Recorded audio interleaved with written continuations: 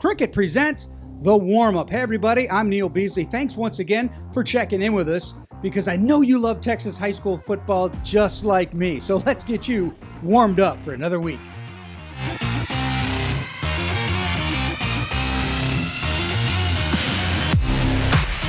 We've reached the state semifinals, which means teams are one step away from a state championship appearance.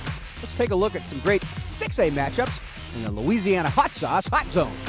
Duncanville takes on North Crowley in the 6A Division I state semifinal at Mesquite Memorial Stadium.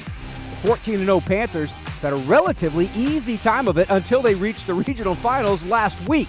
Allen gave North Crowley all they could handle and then some, but the Panthers pulled away late to take that one 49-37. They rushed for over 300 yards and got 171 of those from Ashton Cyril, but it took a 28-point fourth quarter to finally put the Eagles away. North Crowley has a lot to clean up, though, if they want to challenge the bad boys on the block, Duncanville. Their defense gave up 411 total yards, and the offense put the ball on the turf 3 times, losing 2 of those fumbles. Meanwhile, the Panthers got absolutely no resistance from Spring Westfield. They led the Mustangs 56-14 at the half. And that was before Westfield cried, "Uncle!" This may have been one of the most dominating performances on both sides of the ball for Duncanville all season long. Defense caused 4 turnovers. Even Texas-bound Alex January fell on a fumble in the end zone in the first half. Offensively, Caden Durham shut it down after a quarter and a half, and he already had 206 total yards and 4 scores. So how will North Crowley fare against a defending champion who has been firing on all cylinders? We'll find out Saturday afternoon. In 6A Division II, defending champs DeSoto take on South Lake Carroll. That'll be at Allen's Eagle Stadium Saturday afternoon. Both teams are coming off games where it looked like instead of playing football, they were playing on the water. What? They absolutely boat raced their regional final opponents. Let's start with South Lake Carroll. The Dragons were looking for revenge against Byron Nelson for the only loss on their ledger, and revenge they got. Carroll ran the Bobcats out of Choctaw Stadium 56-7. Defense causing 5 turnovers, including 4 picks. The Dragons' running backs, Davis Penn and Riley Wormley, found the end zone a combined 6 times. The Bobcats were outgained by over 200 yards. They'll need some similar ground attack against DeSoto to keep the Eagles' explosive offense off the field. DJ Bailey threw for 260 yards and 2 scores, while the DeSoto defense caused 4 turnovers in a 43-point win over Cedar Hill. The Eagles haven't scored less than 5 touchdowns in any of their games all season, and that includes 49 points against Division I power Duncanville. This game has all the makings of a slugfest, but it's hard to bet against Claude Mathis and DeSoto. It might just take a couple big-time turnovers to change the course of this game in the Dragons' favor. We'll see. The Hot Zone is presented by the original Louisiana brand hot sauce. For all your game day snacks, bring the heat with the original Louisiana brand hot sauce. Switch to Cricket today and get a free Samsung Galaxy A14 5G. After all, you've been good this year, and they think you really, really deserve it. Smile, you're on Cricket. Enjoy the authentic flavors of ancient recipes. So thin, so crisp, so good, so chill. We caught up with yet another talented athlete from the North Texas area on the recruiting trail, presented by Xochitl, Chips and Salsa. My name is Hauss Hejny. I'm quarterback at Aledo High School.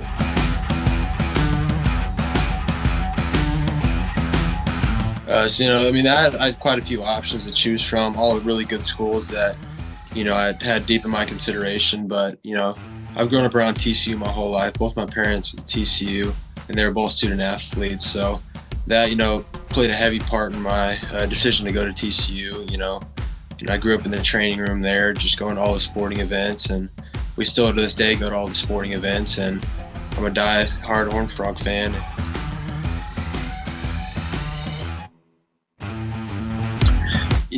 I want them to think of me as a person who just cares about people in general, and is just a humble leader who's going to do the right thing under the right circumstances, and a person, who puts himself as a person before he is as a player. Without football, who am I and who are people going to remember me as?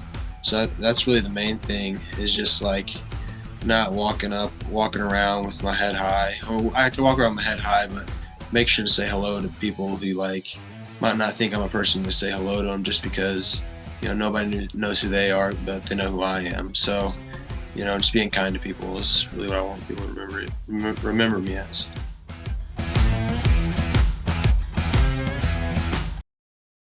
Here's a look at the 5A state semifinal games to keep an eye out for in The Hype, presented by Dallas County Connects. Let's start in Division 1, where Aledo is battling Forney in Midlothian Friday night for the right to play for a state title. Aledo has 11 of those bad boys and look to be a strong favorite for title number 12. TCU-bound Hauss Hejny has complete control of that Bearcat offense, and defensively, Devon Keys and Jaden Allen are playmakers ready to change the course of any game. Some question why Aledo hasn't put away some of their less talented opponents earlier than they have, but the fact remains the Bearcats are winning, and really, it's kind of all that matters, right? On the other side, the Jackrabbits, 13-1, but they have been in several tight battles, including 2 overtime wins over Lancaster. Also had a nail-biter against Lone Star in the area round. However, they too have simply found a way to win, and there is something to be said for being able to grit out victories down the stretch. Sophomore Javian Osborne has been a soldier out of the backfield, and defensively, Aaron Flowers can always be counted on to make big hits and game-changing plays.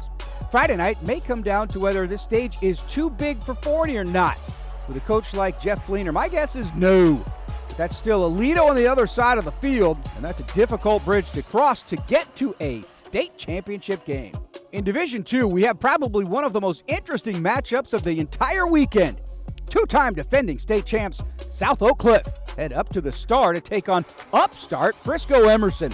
Many were worried about Emerson after the Mavericks took 2 losses in back-to-back weeks to Argyle and then Lake Dallas. Turns out those losses just made them hungrier for their ultimate goal of a state title.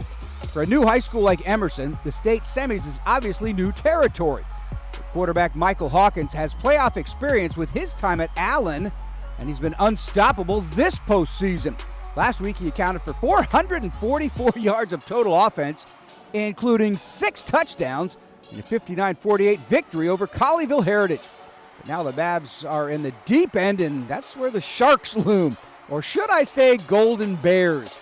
They're expected to get the toughest game to date in the playoffs. South Oak Cliff just demolished Lovejoy 42-0 and sent out a simple reminder of who rules 5A Division 2.